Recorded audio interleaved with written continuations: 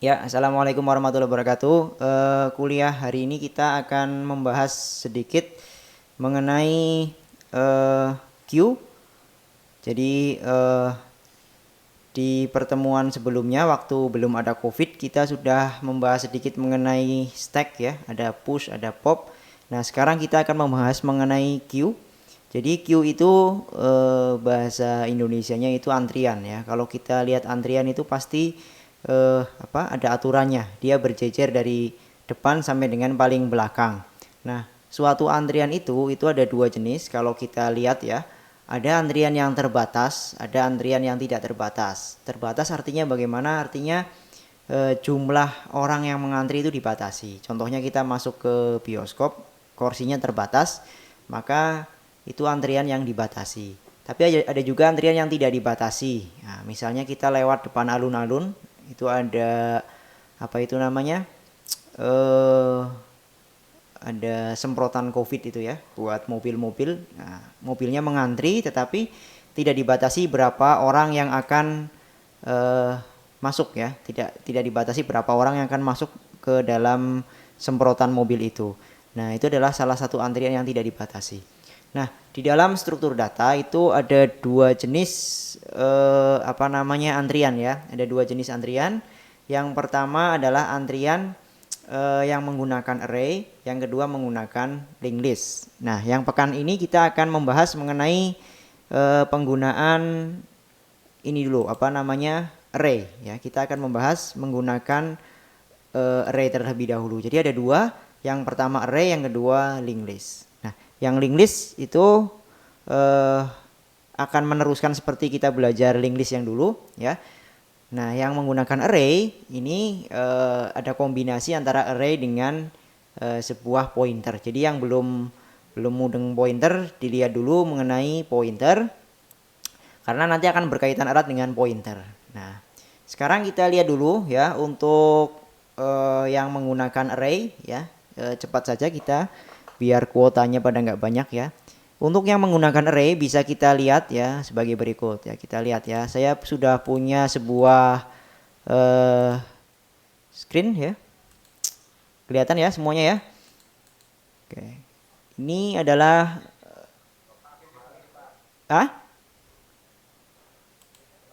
screennya kebalik. Sebentar saya lihat. Apa screennya kebalik ya? Saya kurang tahu ini. Apa screennya terbalik ya? Screen saya kebalik. Mirror ya. Aduh, gimana nih? Sebentar, saya coba ini. Harusnya sih nggak mirror sih harusnya. Jadi ini kali ya di settingan sini ya saya rubah dulu. Harusnya dia nggak mirror sih. Sebentar, ini settingnya, videonya ini OB. Wah, ini nggak tahu ini. Harusnya nggak mirror ya. Oke, kalau begitu saya ganti pakai yang ini aja nih, presentasi aja ya. Nah, Anda pindah ke ini aja ke oke, saya sudah share screen untuk saya sudah share screen, kelihatan ya share screennya ya untuk sebuah kode Q menggunakan array. Benar ya, kelihatan semua ya. Oke, ini adalah Q menggunakan array. Jadi suatu array ya jumlahnya terbatas. Jadi ilustrasinya kalau kita ilustrasikan, kalau saya punya seorang yang akan melayani, anggap aja ini kasir di sebuah bank. Kemudian saya punya bangku tempat duduk ya, jumlahnya misalnya ada 5. Nah, ini adalah bangku tempat duduknya. 1, 2, 3, 4, 5. Nah, sementara orang yang mau ngambil duit itu ada banyak sekali di belakang misalnya ya. Nah, apa yang kita lakukan supaya orang-orang ini terlayani semua sementara kursinya 5? Yang bisa kita lakukan pertama adalah kita panggil orang yang pertama duduk di kursi nomor 1. Orang yang kedua duduk di kursi nomor 2. Nah, ini seterusnya ya, dia duduk di situ semua. Setelah mereka duduk, kemudian apa yang kita lakukan? Kasirnya akan memanggil orang nomor 1 dulu. Orang nomor 1 maju ke kasir. Nah, ketika orang nomor 1 maju ke kasir, otomatis kursi nomor 1 kosong. Ya enggak? Nah, ketika kursi nomor 1 kosong karena orangnya dipanggil ke depan, maka pemanggilan berikutnya adalah orang yang duduk di kursi nomor 2. Begitu kan ya? Nah, setelah nomor 2 selesai, pemanggilan selanjutnya orang nomor 3. Tetapi kan kursi-kursi kosong ini kan selalu harus terisi.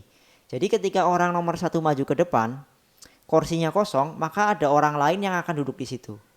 Nah, orang lain yang duduk di situ itu, meskipun dia duduk di nomor 1, dia nggak akan dipanggil sesudah nomor 1 selesai. Kenapa? Karena ketika dia masuk di kursi nomor 1, sebenarnya dia bukan di nomor 1, tapi dia berada di antrian paling belakang. Nah, sesudah nomor 1 kan otomatis nomor 2, kemudian nomor 3, nomor 4, nomor 5. Nah, setelah nomor 5 selesai baru dia akan dipanggil lagi dari nomor 1 lagi, nomor 2 lagi, nomor 3 lagi, nomor 4, nomor 5, panggil lagi dari depan lagi. Nah, ini yang kita sebut sebagai circular array. Jadi array yang berputar melingkar-lingkar terus ya. Jadi misal di sini ada banyak sekali orang, maka pelayanannya itu bagaimana? Orangnya duduk di kursi 1, 2, 3, 4, 5. Ketika dia dipanggil, kursinya kosong, orang lain boleh duduk di situ. Tetapi tempat duduk itu bukanlah tempat duduk apa? Bukan tempat duduk yang khususkan untuk nomor tersebut dipanggil. Ya. Antrian itu berdasarkan apa? Bukan berdasarkan nomor tempat duduknya, tapi berdasarkan logik sebelumnya. Oke ya. Jadi seperti itu. Misal di sini ada 1.000 orang mengantri, di sini, maka semuanya akan dilayani melalui kursi yang ada di sini. Ya, 5 orang duduk, nomor 1 dipanggil. Ketika nomor 1 dipanggil di sini kosong, maka orang lain duduk di situ. Nah, ketika orang lain duduk di situ, dia bukan sebagai yang pertama, tapi dia justru sebagai yang terakhir. Ya, yang pertama lagi maju tadi.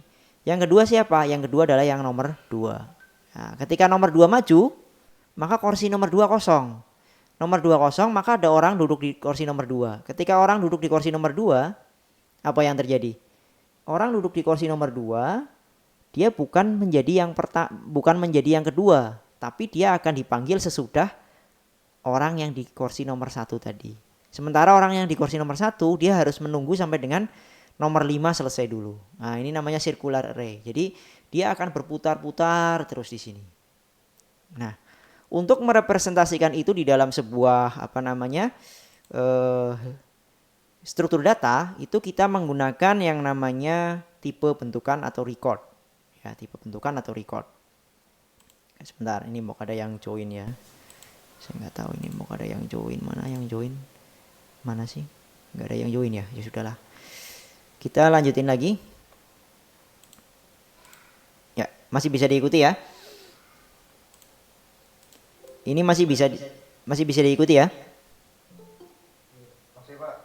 Oke.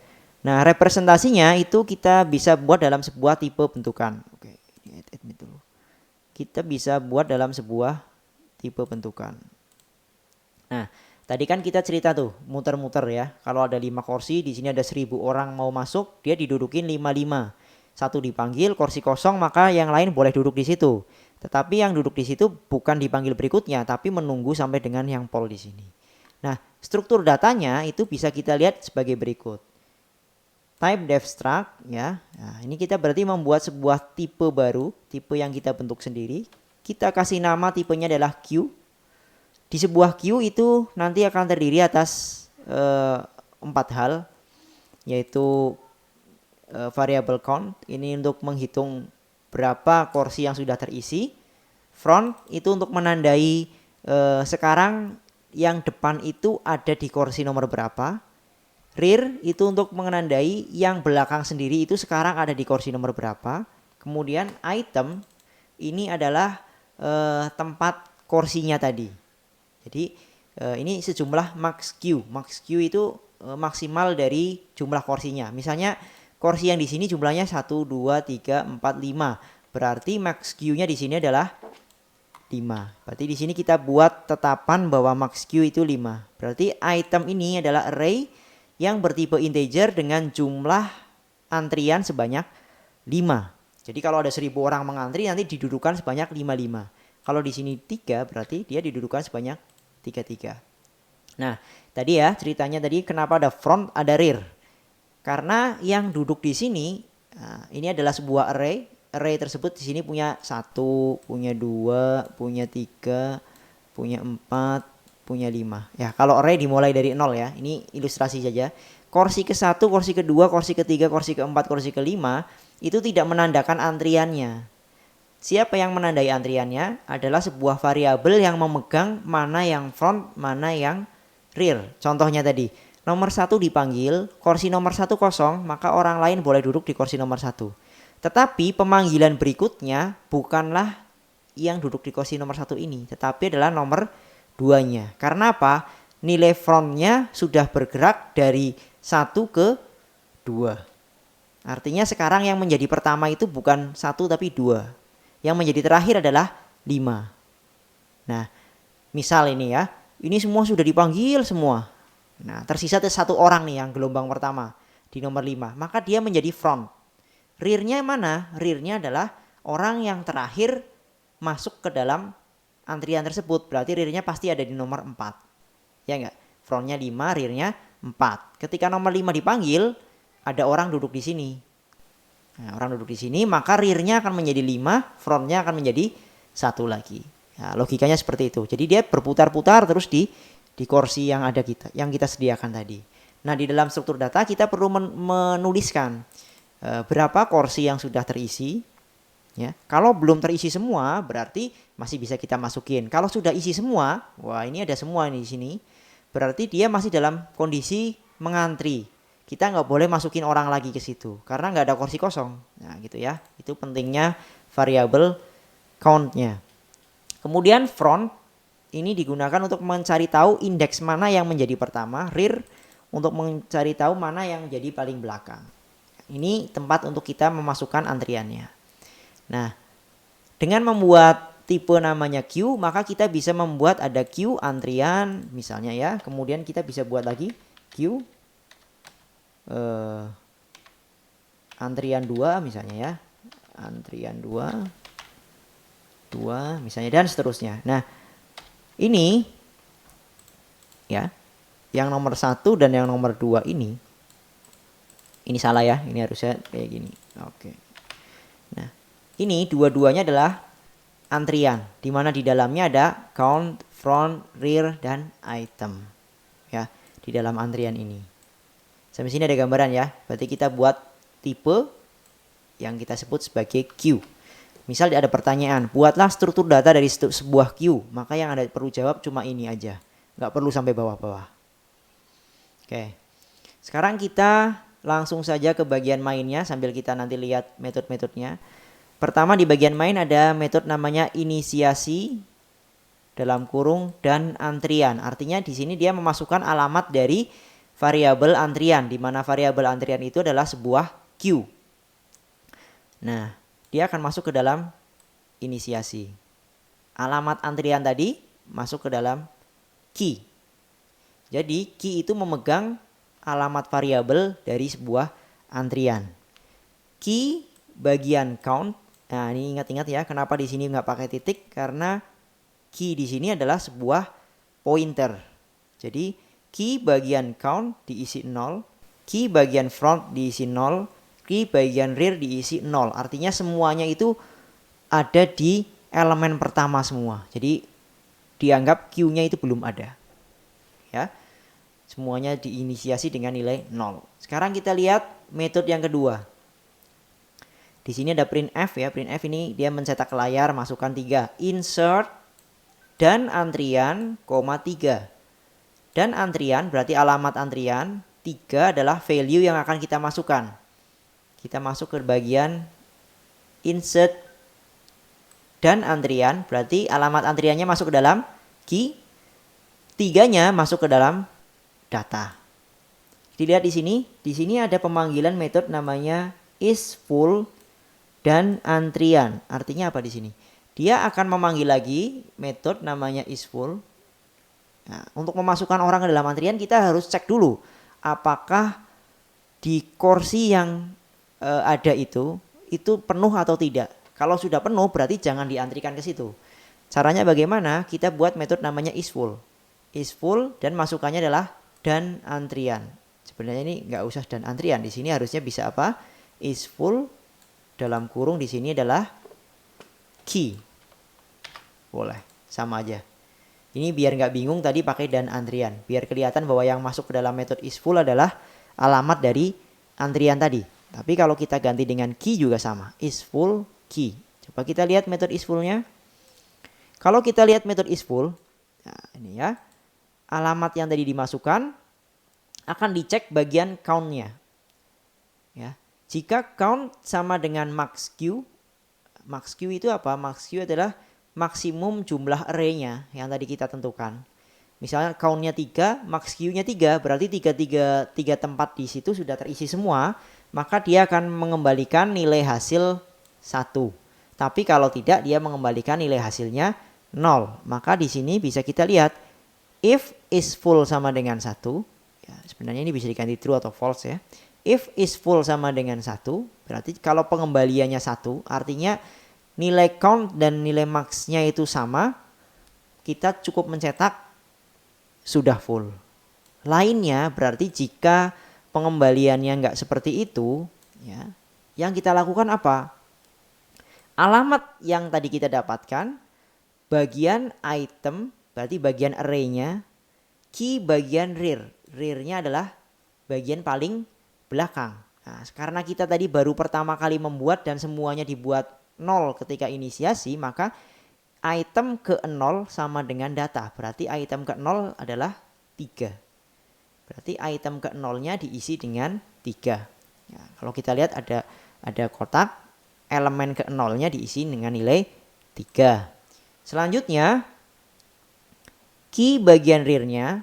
Nah, karena kita sudah mengisi satu nilai ke dalam antrian tersebut, maka kita perlu memindahkan petunjuk mana elemen yang paling belakang. Nah, yang paling belakangnya otomatis akan bergeser sebanyak 1 ya. Kalau kita lihat gambar di sini ya, kalau kita clear dulu ya. Kalau saya punya kotak seperti ini ya, jumlahnya misalnya tadi jumlahnya cuma 3 ya. 3 gini. Nah, semuanya tadinya front rear itu menunjuk ke 0. Nah, ketika kita masukkan di sini nilai 3 ya, ini sini 3. Mana tuh 3? 20 deh. Di sini kita masukkan 3, maka 3 ini harusnya menjadi bagian apa? Front apa rear ya? Dia harusnya menjadi bagian front. Nah, rear-nya mana? Rear-nya harusnya adalah belakangnya lagi. Jadi harusnya elemen yang sebelah sini yang rear-nya harusnya kita tambah 1 atau kita geser 1. Maka di sini key bagian rear plus 1. Artinya kita geser rear-nya sebanyak 1. Nah, kita lihat di sini ada persen max Q. Persen ini artinya apa sih ya dulu ya? Artinya apa persen ya? Ada yang ingat persen buat apa itu ya? Ya, mode. Buat mode. Nah, kenapa di sini dikasih mode? Nah, ini nanti berkaitan dengan gambar ini tadi. Nah, jika misalnya sudah ada di sini, nah, orang sudah ngisi sampai sini. Orang sudah ngisi sampai sini nih misalnya nih. Ini gimana nih? Gesernya gimana? Nah, orang sudah ngisi sampai sini. Orang sudah ngisi di sini. Maka rear dari yang di sini, nah, ini semua udah dilayani semua. Tinggal satu orang ini. Ada orang lagi ngantri. Datang lagi orang ngantri. Kemudian orang yang ngantri tersebut diletakkan di sini. Ya. Orang yang ngantri lagi kan nantinya harusnya diletakkan di sini. Di sini kan udah nggak ada kursi lagi kan. Nah, gimana cara kita memasukkan bahwa orang yang selanjutnya ada di bagian belakang sendiri? Maka digunakan mode tadi, sisa hasil bagi. Kalau kita lihat di sini plus 1 tapi di mode max Q. Misal ini cuma ada 3 kolom. 3 plus 1 berarti berapa? Ini kan misalnya ke 1, ke 2, ke 3. 3 plus 1 adalah 4. 4 di mode 3. Berarti berapa? 1. Dia akan balik lagi ke yang sini. Nah, itulah kenapa di sini ada mode-nya. Supaya dia putar lagi ke depan lagi. Nah, count-nya kita tambahkan 1 supaya kita tahu bahwa setelah kita memasukkan sesuatu pasti nilai count-nya akan bertambah sebanyak 1. Itu menandakan bahwa sekian loh jumlah orang yang ada di situ. Nah, count-nya bertambah 1. Kebalikannya ketika kita melakukan proses yang namanya dequeue, ya, dequeue itu artinya kita mengambil dari antrian, maka yang perlu kita lakukan di sini adalah count-nya min, ya enggak. Kemudian apa? Rear-nya maju 1 ke bagian front-nya, ya enggak. Nah nanti ini ada PR untuk membuat bagaimana melakukan proses yang namanya dequeue atau mengurangi antrian, ya, mengurangi antrian. Gimana caranya kita mengurangi antrian? Kalau ini kan kita memasukkan ke dalam antrian. Nah, memasukkannya ini kita menggunakan yang namanya circular array. Nah, di mana circularnya? Di sini. Ini adalah circular array-nya. Nah, ini adalah salah satu cara supaya kita bisa melakukan proses antrian tapi menggunakan array. Jadi sebenarnya kita antrikan itu orang yang mau ngantri itu ada di sini semua, ya. Nah, kita mengantrikan ke beberapa buah array, elemen array, tapi kita masukannya bertahap. Nah, karena dia terbatas, maka ketika salah satu dipanggil, yang lain harus menunggu giliran atau duduk di tempat yang kosong. Nah, supaya nggak kehilangan jejak mana yang pertama, mana yang terakhir, maka dibutuhkan sebuah variabel untuk menyimpannya, yaitu variabel namanya front, variabel namanya rear. Jadi frontnya ini nyimpan integer apa yang disimpan adalah indeks dari alamat elemen. Jadi elemen mana yang sekarang sedang kita pakai sebagai bagian depan. Rear itu bagian belakangnya, supaya kita nggak kehilangan jejak, karena tadi modelnya sirkular ini. Nah, kalau saat sini udah selesai, orang boleh duduk di situ. Tapi orang duduk di situ itu bukan langsung dipanggil, tapi sesuai dengan urutan logik sebelumnya. Oh, sampai sini nih 3, berarti harusnya yang dipanggil selanjutnya adalah orang yang duduk di kursi yang mana. Oh, yang sudah ngantri duluan tadi mana? Oh, di sini. Otomatis kan di sini logikanya. Nah, ada orang lagi duduk di sini, maka baru dipanggil yang ini. Ada orang duduk di sini lagi, baru panggil yang ini. Setelah ini dipanggil selesai, berarti harusnya yang ini udah terisi dulu. Nah, karena urutan kursinya dari 1, 2, 3. Itu namanya circular array. Jadi berapapun yang akan mengantri itu akan dilayani tapi bertahap secara sirkular tadi. Oke, sampai sini ada gambaran ya mengenai circular array. Oke. Bentar, ini ada yang join kayaknya nih. Oke, mana nih? Oke. Itu tadi circular array. Sekarang kita lihat di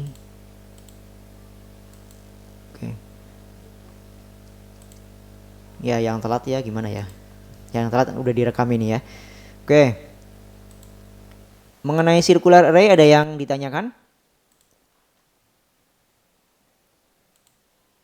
Ada gambaran nggak mengenai circular array?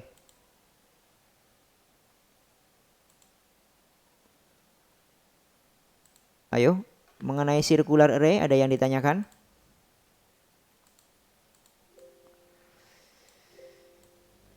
Yang nggak bisa chatting boleh, yang nggak bisa suara boleh chatting aja. Ada yang ditanyakan mengenai circular array? Tadi yang saya jelaskan di share screen ya, di share screen karena di sini tadi ada kendala apa? Mirror ya. Ada yang ditanyakan mengenai tadi circular array? Ada Mucofa? Ada yang ditanyakan? Ahmad Habibala? Arkan? Sampai dengan Wahyu.